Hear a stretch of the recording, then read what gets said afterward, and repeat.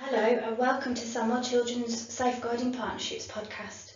Today I'm joined by Sindy and Kayleigh and we're going to be talking about cumulative harm in the context of neglect. We will think about what cumulative harm is and the impact of it on babies, children and young people. We'll talk about the challenges around working with this and the challenges we face when identifying neglect and cumulative harm and how we can improve our practice and outcomes. Do you guys want to introduce yourselves? Thank you, Leanne. My name's Sindy Manu, named Nurse for Safeguarding Children, Team Leader for SWBT. I've been really interested in neglect for many years. I am a member of the neglect subgroup for the Saddle Children's Partnership. Hi Leanne, I'm Kayleigh Hill, Associate Named Nurse for Safeguarding Children for Samuel and West Birmingham Hospitals. Like Sindy, I've had an interest in neglect for many years in my different roles in Sandwell, and I'm also one of the GCP2 trainers for the partnership. Lovely, thanks guys. So before we get started, I just wanted to remind us of the definition of neglect according to Working Together 23. It is the persistent failure to meet a child's physical and/or emotional needs likely to result in serious impairment of the child's health or development. It may involve a parent or carer failing to provide adequate food, shelter and clothing, failing to protect the child from physical harm or danger, or the failure to ensure access to appropriate medical care, treatment, or the provision of suitable education.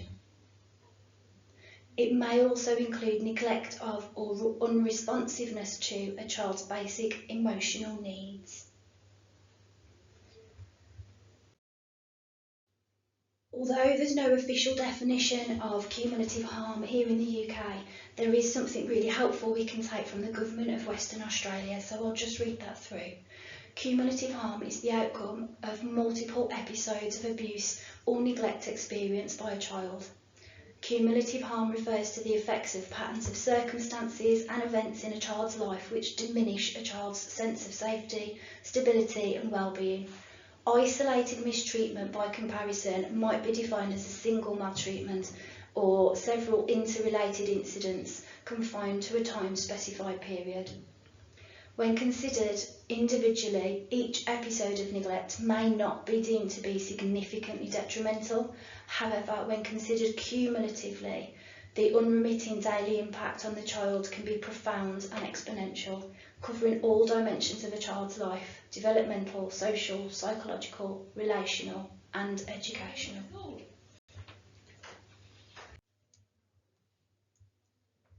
So what does all this mean for our babies, children and young people in Sandwell? Sindy? Well, let's look at Bromfield and Miller, who put it such that one incident of neglectful parenting isn't great for the child. However, it's unlikely to have a long-lasting impact. But then multiple incidences can create a different outcome altogether and is likely to have a long-lasting impact. When we think about neglect, many people consider the physical aspects such as lack of food, poor hygiene and lack of home conditions. What is less understood is the impact on brain development and the long-term impacts this can have. The brain is made up of billions of neurons and we are born with most of these. However, we are not born with the connections and pathways between them. These develop quickly in the first 5 years of a child's life. They are formed by experiences such as serve and return interactions with caregivers. The more a child experiences something, the stronger the connections become. However, if those experiences aren't there, the connections can get cut away and discarded. This can lead to us seeing brain development that is behind where we'd expect it to be for the child's age. Simple things develop first, and children are born with the skills to encourage us to help with this, such as crying, cooing, smiling and eye contact. All of this is to get hold of our attention, to encourage those pathways to be developed and strengthened. Later on, more complex areas develop, such as reasoning skills, problem solving and emotional regulation. Thank you for that, Kayleigh. That's really interesting around the development of the brain for our little ones. But what might that mean in terms of the experiences for a child that's going through this? Sindy? Okay, so if you've got a baby who's regularly left in a state of stress, like if they are crying for a long time and no one comes to pick them up, cuddle them or comfort them, or try and figure out what's wrong and meet that need, then that baby's brain will be in fight, flight and freeze state a lot of the time. When we're in that state, our primary focus then becomes on survival, meaning the brain is focused on this and not on building connections and pathways. So repeated emotional neglect can lead to a child having a hyperactive stress response system, meaning that they are looking for stresses and risks all the time and can be set off by a lot of different things, for example, facial expressions, smells, movements. And this can lead to the child being unable to focus on tasks or activities as we would expect. It can also impact memory function, meaning that retaining new memories or new information can be difficult too. So are we thinking about neglect and the child's home conditions when we see this in our settings? So continued cycles of stress can also lead to child seeming to shut down. The child that doesn't cry anymore on the NSPCC advert because they know no one is coming anyway. They don't look for interaction as seeking it may be the thing that has led them to being shouted at, ignored or shut in the room. And then let's look at the part of the brain that's affected. So the most impacted is the prefrontal cortex, and this is where decision making takes place, creativity, reasoning, problem solving, impulse control, perseverance, and importantly, relationship building. So if we have children or young people in or settings that can't seem to build or maintain positive friendships, do we consider their experience of growing up and the care they have received in order to build these skills and connections in the brain? The reward system is also impacted. We are hardwired to seek interaction to support brain building as soon as we are born. But if this doesn't happen, then it lowers the level of dopamine that's released and babies give up.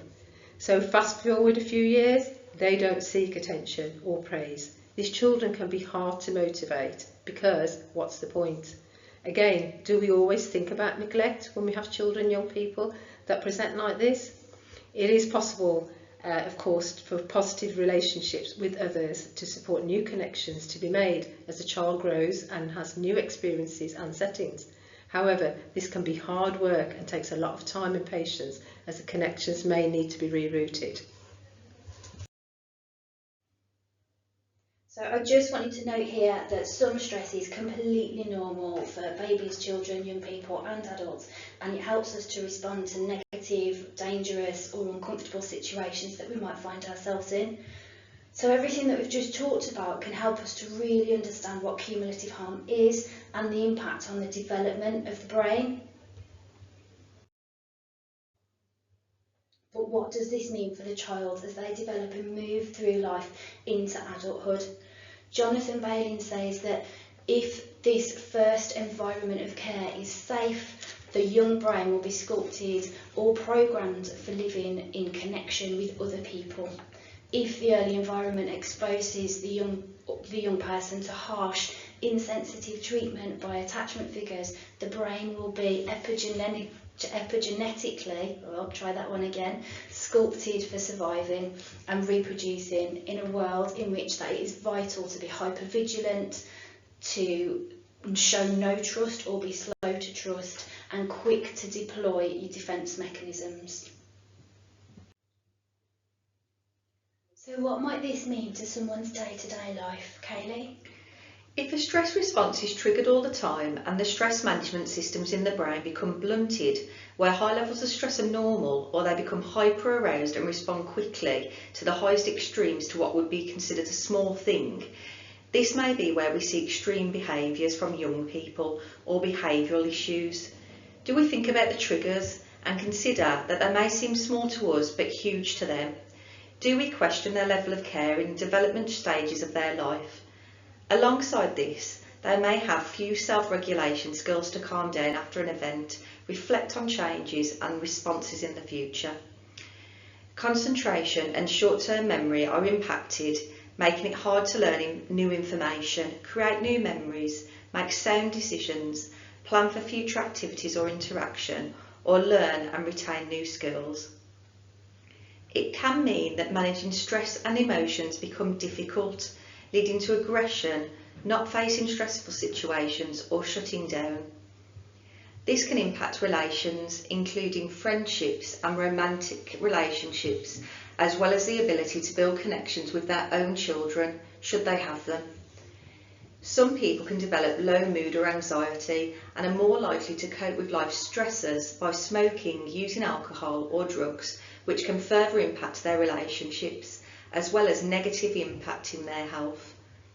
Getting through school can be difficult because children and young people in hyper or hypo-aroused states are not ready to learn and struggle with concentration and the ability to learn, retain and recall new information.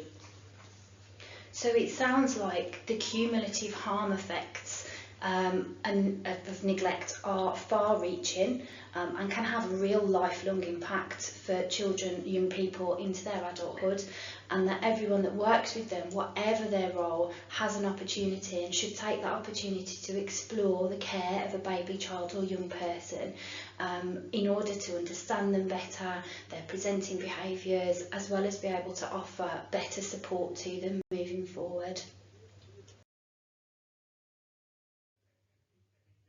So is there anything else that we can all do to support children and young people that are feeling the effects of cumulative harm, Sindy? There's loads of things that everyone working with babies, children, young people can do. Firstly, we can think about our record keeping. Is it up to date? Is it as good as it should be? Have we recorded all the incidents or concerns, including times, dates and how often it's happened? Have we noted any patterns and thoughts about and documented the impact? We need to make sure that we stay child focused, listen to their voice, noting changes in behaviour, asking questions and considering the care they are receiving or have received in the past. Do we know what is it that they would like to be different and how they think that could be achieved? Is there a whole settings approach, or are incidents dealt with differently by different people within the settings? Is this reflected in our policies and procedures? And are there trusted adults that children and young people can speak to? And then we can think about engaging with our parents and carers. Look at how we engage with parents and carers. Do we take time to build relationships with them and work in a strength-based way, noting the things that they are doing well and offering support with the areas they identify as a concern for them and their families? Are we open and honest with them and explore the care they give as well as the care they received when they were growing up, as this could be impacting on their current parenting? Do we support them to explore this and think about different ways of being with their children or doing things? Have you thought about who is best placed to have these conversations with them?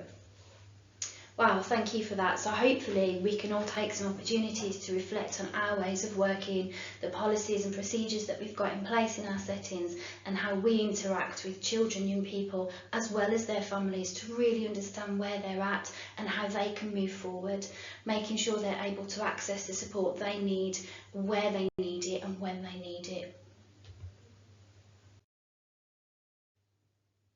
There are some resources for further reading that anyone can access who wants them to learn more about this topic.